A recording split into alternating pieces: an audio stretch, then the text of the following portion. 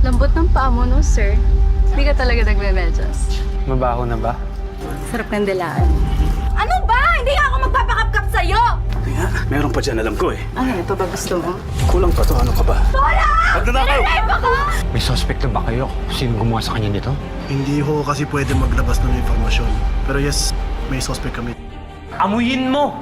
Walang bakas ng pulbura! Sabi hindi nga ako pumatay sa kanya eh! Hoy! Saan ka pupunta?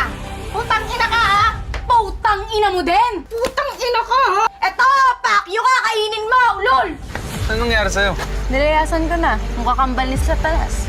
Tangina mo, bakit ka nagsinungaling sa mga polis? Alam mo may asawa ko! Ayoko malaman Sinungaling yan. ka? Rex! Ano ginawa mo? Pinatay mo, Rex! Do you take him as your lawfully wedded husband? Papasabugin ko talaga to. Tutukan kita. Okay. O, totoo ni Rex, saan ba yung... Takbo! And do you take her as your lawfully wedded wife? Bagay sa akin.